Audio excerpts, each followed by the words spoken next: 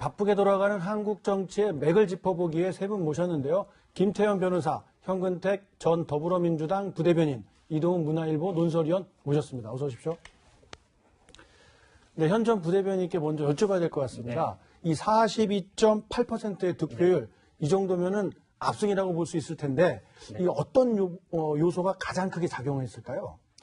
일단은 완전히 압승하기라고 하긴 좀 부족하고요. 사실은 처음에 이해찬 전 총리가 지금 대표가 됐죠. 대표가 출마를 저울질을 할 때는 출마하면 과반 넘는다는 게 대체적인 예측이었습니다.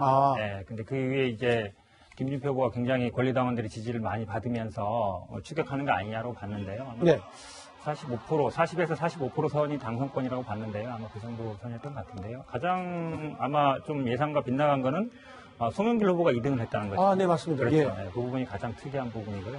김진표 후보가 결국 처음에 1강 2중에서 2강 1중을 형성한 게 아니냐 이런 여론이 많았는데 결국은 아마 처음부터 대세론이 크게 꺾이지는 않은 것 같고요. 아마 정통성, 민주당의 정통성 이런 부분을 굉장히 중요하게 본 것 같습니다. 그러니까 이해찬 총리가 어쨌든 7선을 하면서 88년부터 정치를 했거든요. 쭉 민주당이 있었습니다. 물론 탈당도 몇 번 했습니다만 민주화 진영, 민주 진영이라 할 수 있는 그런 시민사회 운동과 아니면 민주화 운동 진영, 민주당 세력들이 어찌 보면 우리 민주당이 그동안 큰 틀로 보면은 이렇게 엮여 있는데 시민사회 운동하던 분들, 민주화 운동하던 분들, 아니면 이렇게 혁민당부터 오래 하신 분들이 있는데 그런 분을 전부 아우를 수 있는 분은 이해찬 총리 아니냐 이렇게 아마 봤다. 그러니까 민주당의 정통성과 민주당의 어떤 정체성에 가장 맞는 분 아니냐 이런 게 아마 많이 좀 호소가 됐던 것 같고요. 두 번째는 아마 민주당이 이해찬 총리 중심으로 하면 아마 좀 분란이 안 생긴다. 과거에 이제 계파 갈등이라든지 선거 과정에서 항상 이제 공천 경쟁이라든지 이런 게 분란이 생기는데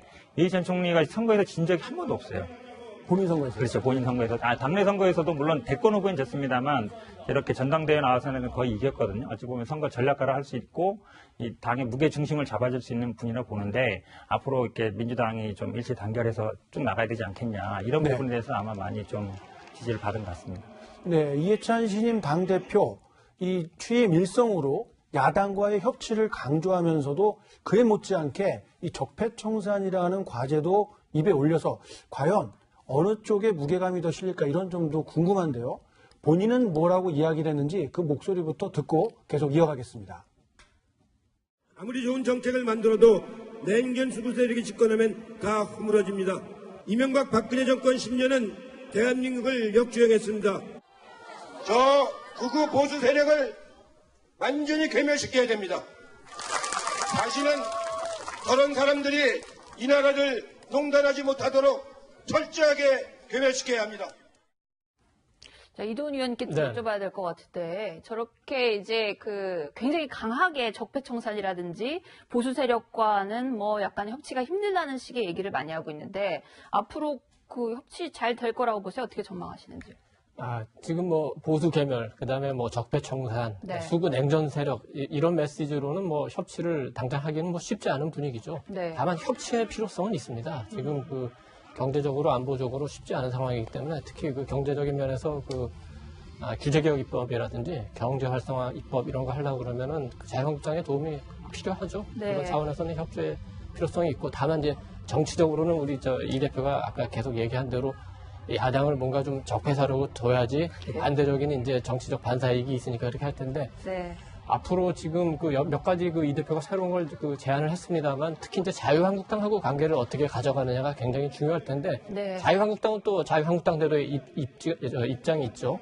이해찬 대표 체제에 민주당하고 어떤 관계를 형성하느냐 중요한데 결국은 이해찬 대표 그다음에 김병준 비대위원장 두 분의 관계도 굉장히 중요하다고 생각하는데 참여정부에서 두 분이 굉장히 정책적으로 가깝게 일을 하긴 했어요. 정책실장하고 총리. 그렇습니다. 그래서 매주 총리 공간에서 8인 회의든 여러 형태로 정책도 협의하고 했기 때문에 협치의 가능성은 있지만 지금은 정치적인 입장이 많이 달라졌지 않겠습니까? 그렇죠. 그래서 이제 자유한국당 입장도 중요하지만 가장 중요한 거는 역시 이 대표 그리고 민주당이 자유한국당에 어떻게 다가가느냐, 어떤 대상으로 보느냐 이게 가장 중요할 것 같습니다.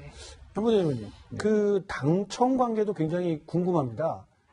과연 수평적인 관계를 이루면서 문제점을 지적하고 브레이크를 걸면서 국민들에게 뭔가 더 소통하는 듯한 모습을 보여줘야 할지 아니면 청와대하고 그야말로 손발을 잘 맞춰서 청와대에서 하려고 하는 정책들을 밀고 가게 도와주는 역할을 할지 그런 점도 좀 궁금합니다. 이런 예를 좀 들고 싶어요. 이번에 아마 최저임금이랑 소득주도 성장 관련해서 어찌 보면 청와대와 정부가 많이 대립하는 것처럼 많이 이렇게 비쳤거든요. 네. 사실은 이해찬 대표님 같으면 아마 양쪽을 불렀을 거예요. 뭐 총리를 부르든지 아니면 뭐 장관을 부르든지 해서 조절을 했다. 다른 목소리 나지 말고 이런 부분에 대해서는 좀 맞춰가라. 어찌 보면 이제 당의 역할이 그런 거거든요. 민심을 전달하고 정부와 청와대에 같이 나가게끔 하는 역할인데 그런 부분에서는 분명히 저기 이해찬 총리 역할이 있다고 봅니다. 그러니까 당정청이라는 게 결국은 함께 가야 되는데 지금까지 어찌 보면 당이 그런 조정 역할을 잘 저는 조금 못하지 않나 보는데 그런 부분에서 잘 할 걸로 보고요. 사실은 어쨌든 이해찬 총리님이나 저 대표님이나 뭐 문재인 대통령님이나 거의 뭐 같은 시대에 살았던 분들입니다. 72년, 73년도에 학교도 대학에 들어오면서 유신 시대를 같이 겪었거든요. 그런 공감대가 있어서 저는 기본적으로 어느 정도 당청 간의 소통을 훨씬 더 잘할 수 있을 것이다. 그리고 기존에 나왔던 어떤 정부와의 관계도 더 원활하지 않겠나 이렇게 기대해 봅니다. 하나만 좀 보충하겠습니다. 청와대가 이제 그 전당대회에 저는 뭐 개입은 하진 않았지만 나름대로 그 대비는 했던 것 같습니다. 그래서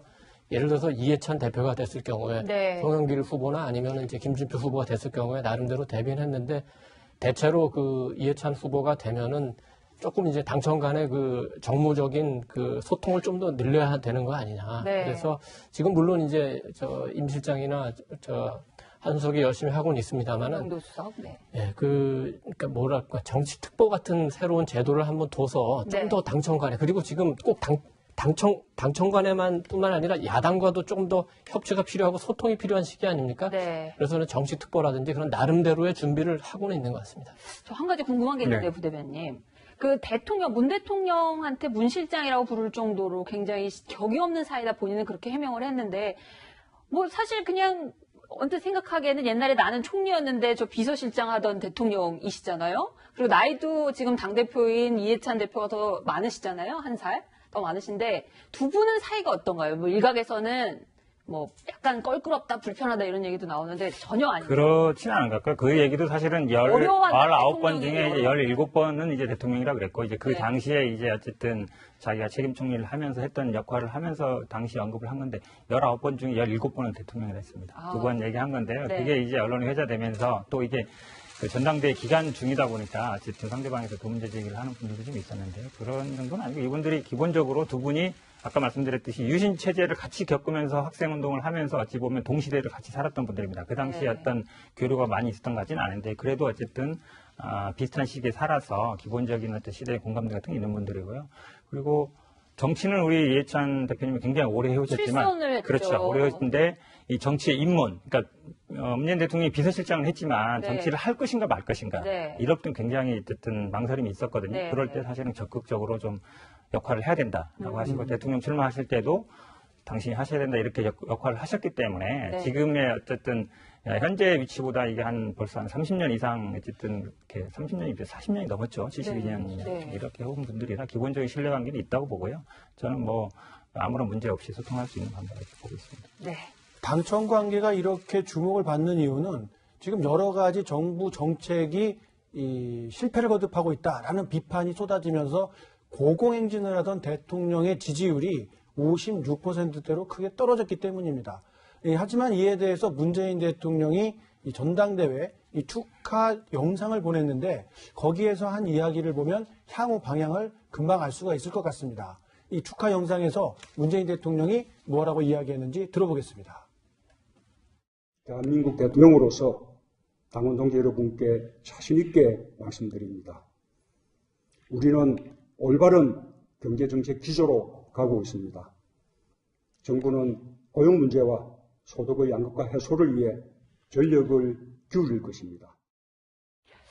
대통령께서는 어쨌든 올바른 경제 정책으로 가고 있다. 지난주에 뭐 여러 가지 경제 지표들이 굉장히 안 좋았는데도 당원들한테 하는 얘기라서 그렇게 얘기를 했을까요? 그러니까 이제 지난 주말쯤일 거예요. 아마 이제 청와대에서 당정청 회의가 있으면서 그때 이제 장하성 실장하고 김동연 부총리의 어떤 현 경제 정책의 그 고용 상황에 대한 원인, 그다음에 진단, 그다음에 앞으로의 방향, 이거에 대해서 두 사람 의견이 완전히 갈리면서 지난 일주일 내내 그럼 현 정부의 경제 정책은 어디로 가는 거지? 네. 속된 말로 표현을 좌회전 깜빡이고 우회전하는 건가? 아니면 더 좌회전하는 건가? 예를 들면 네. 그런 얘기들이 있었는데 저는 이제 어제 대통령의 축사로서 네. 논쟁에 저는 종집을 찍었다고 봅니다. 그냥 원래 하던 소득주도 성장률 기조를 그냥 유지하겠다는 메시지인 것 같고 네. 왜 그러냐면 지난주에 있었던 대수보 회의 때 대통령의 발언을 보시면 네. 조금 발언이 강하진 않았어요. 그러니까 대통령의 속내를 짐작할 수 없을 정도로 네. 단호하게 소득주도 성장을 유지하겠다는 말도 한 번도 하지 않았고 그냥 국민의 신뢰를 잃는 것이 더 무서운 거다.